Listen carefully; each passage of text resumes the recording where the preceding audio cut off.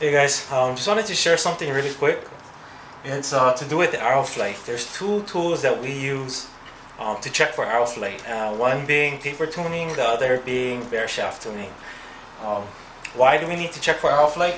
Well, ultimately, um, we hunt, and ultimately we use fixed blade broadheads.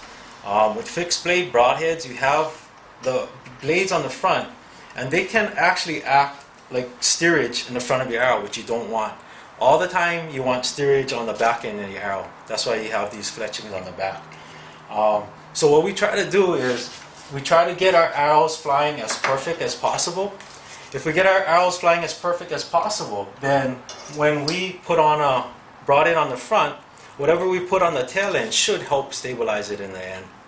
Another thing too is that we don't have the luxury to practice all the time with broadheads. It's too expensive, it rips targets apart. I would say 90% of the time we shooting our field points into our targets. Local ranges don't even allow for shooting broadheads into the targets. So we need to have our broadheads to hit exactly where the field points are. If we're shooting field points and we're practicing with field points, we need to make sure that the broadheads hit where the field points are hitting. Not only that though, if you got a perfect flying arrow with the broadhead at the end, you'll get much better penetration.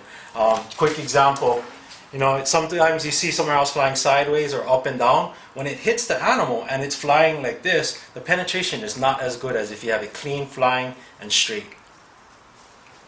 Okay, so let's start off with paper tuning. One of the big advantages to paper tuning is the fact that you can do it in a small area like this. It's not the tell-all, but it gives me a good indication of where I'm at. So I took my wife's bow, set up everything, second axis, third axis, did a walk back, center shot, everything's flying pretty well. But now I need to check for my arrow flight. And so what I've done is I've set up the paper tuner, and I found that 6 feet from the target to the paper, to me, gives the best reading. I've tried closer, I've tried farther, and what I'll do is I'll remember how the paper tunes look, and then I take it back into the field and I see which two relate to each other, the real world application to this paper. I guess ultimately if we had like a real high speed camera, but we don't have the money, so I have to trust the paper. Make sure that your bow has everything on it that you're going to hunt with. Remember, if you're going to shoot the quiver, you're going to shoot a full quiver, you're going to shoot this stabilizer, make sure everything in the field is exactly how you're going to shoot it. For me, most times, that one arrow is gone. This one arrow is the one that I'm going to hunt with. So I have 4 arrows. So I'm going to start 6 feet back, and I'm just going to run, take a shot right to the paper.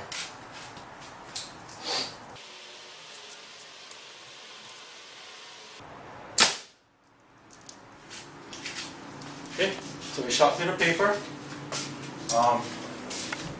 This is actually ideally what I'm looking for.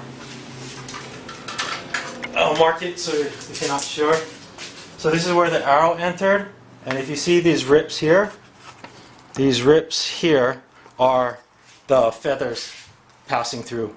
So you can see that it's a perfect, what they call a perfect bullet hole. Okay. You may also see something that looks like this, where it entered here and then the arrow actually kicks to the left, or it could also kick to the right. My bad, we're doing a little opposite here. I'm looking at it differently. Okay, also you could have one look like this, where it breaks through the paper, kicks knock high. Okay? It can also go the opposite way and kick knock low. Okay? So you can have left, right, up, down. Most times when it kicks left to right, it's a spine issue, or it could be like you're torquing the bow. And sometimes it could be your arrow rest. There's a lot of things that you gotta think about and things that you want to try. That's why you have to have good form, and you have to also know what you're trying to read into. This knock high or knock low could be the knock, or it could be how you're gripping the bow. You could be heeling it, or you could be putting way too much pressure in the throat, either or. That's why this is one tool that I use. It's not the tell-all, but it kind of gets you in the general area. So how does paper tuning relate to broadheads? If you see in this picture, let's take this one for example here. This arrow entered the target here, and it kicked knock right. When it kicks knock right, your arrow will tend to pull more towards the left. Okay? When you have fletchings, a lot of times they'll help correct, so you may kick, but then it'll actually end up going relatively straight. But now what happens is you screw on a broadhead, kicks knock right, it tries to self-correct, it will have a harder time self-correcting than it did the field point. So your field point might end up here, and the broadhead has a harder time fighting, so it'll end up a little to the left of the target. Whether this is true or not, I'm not sure, but this is what I've seen over the past years of tuning, and that's why I like to paper tune. It will also mimic Bareshaft tuning, and that's why we also want to show you how Bareshaft tuning, because that's more real life shooting at a target, at a distance, and showing the results. And then what knock high does? Okay, so even knock high, it'll do almost the same thing. Coming out of the bolt, it'll kick up, and then the tendency is to try, it'll kind of fly down, but the feathers will help stabilize and help correct. Now again, with the broadhead, it kicks up, and it wants to correct, but it has the guidance also in the front, so it can't correct as well as the field point. And we primarily use fixed blades, we don't use expandables, so these are designed to have a little fin, so we need a perfect bullet hole every time. So next up, I want to shoot a Bareshaft through paper. One word of caution with Bareshafting though, if you don't have any experience right now, please wait until we do other videos on how to do it step by step. This can be really dangerous because you don't have any guidance on the back of your arrow. Okay. So what I want to show is how the paper will relate to the real life in Bareshaft and ultimately end up with us putting on a field tip broadhead and shooting it similar to our field points.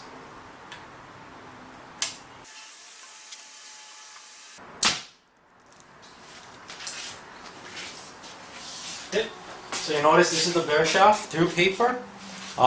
It kicked minimally down and to the left, so it ain't perfect, but it's pretty close. I personally would be happy with this paper tune with a Bareshaft, no guidance at all at 6 feet. Okay, now that I set up Stacy's bow, at least I can show you guys what I do. Very similar, but with a recurve instead. Okay, so we'll do the exact same steps.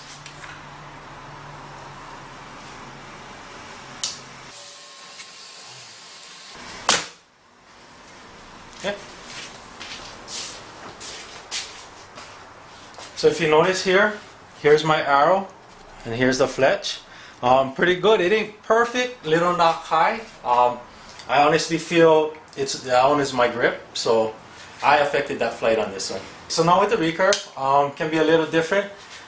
Now let's say we take the same tear for example, where the knock is kicking to the right. Primarily with a right hand shooter, it means if it kicks knock right, that the spine of the arrow is too stiff. For me, I don't like to build up my rest or anything. I like to always tune my arrow. So there's a lot of things that you can do to soften the arrow, stiffen the arrow, to play with spine, to fix your knock right or your knock left. Knock high or knock low, again, knock point, knock position. Also, how you hold the string or how you hold the bow handle can also have an effect on knock high and knock low. So we headed down from our garage. We did the paper tuning. Now we're going to do some Bareshaft tuning. For compounds, a minimum of 20 yards. 20 yards, if you can get that Bareshaft to impact the same as your fletch shaft at about 20 yards, that's a really good measure. So what we have here is a Bareshaft. I left the quills on. And actually these are little longer quills because I wanted the same total weight as the amount of fletch that she uses. So it mimics the amount of weight because you want everything to stay relatively the same.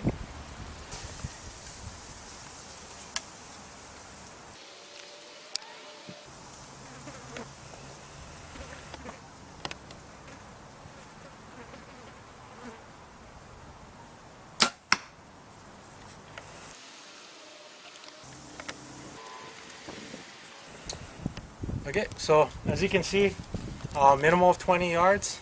Stacy shot her Bareshaft, so no fletching for guidance, and it shot. I thought that was a pretty good shot. What we'll do now is we'll try to show you guys the relationship between field point and broadhead, but we'll drag it out farther. Let's maybe try 30, maybe 40. Let's see what we can do. Okay, so now we drug it out to about 40 yards. I'm going to shoot the fixed blade broadhead first. On the back end, we got 3-inch fletches. Your pins are set right now for field point, so it will show the accuracy of a field point. Plus, we'll also follow up with a field point to show you the difference between the two at 40 yards.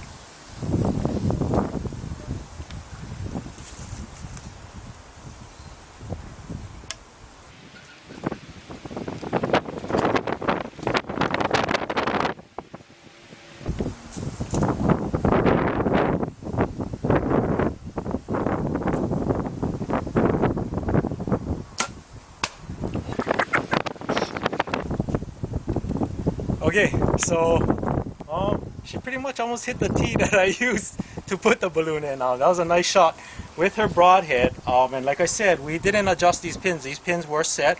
It's a newer bow and it's set for field points. But now we'll follow up with a field point.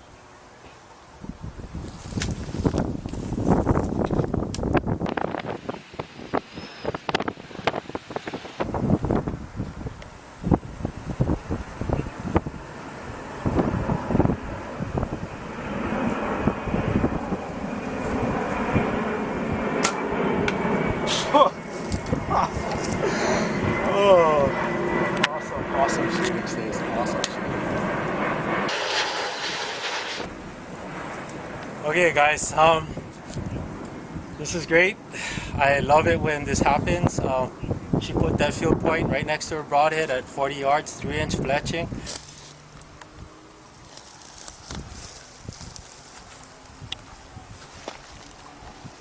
Okay, so for your trad guys, Bareshaft. This is a modified Bareshaft. I left about 1 inch of feather on. It helps a little. It gives a little guidance, but you can still really tell if your arrow is flying straight. Also helps because I use it as an alignment, as a second anchor for myself.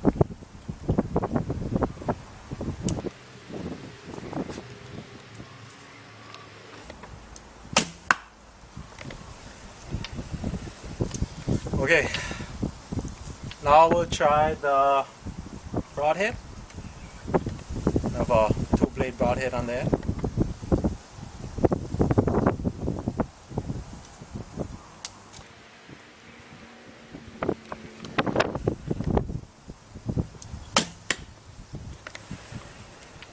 Okay, that was the broadhead. Finish it up with the field point.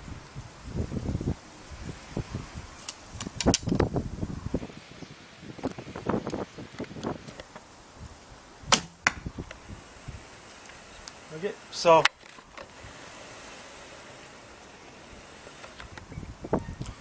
as you can see, it ain't the best, but for my shooting, my recurve, that's kind of what I like to see. All 3 of them grouping the same.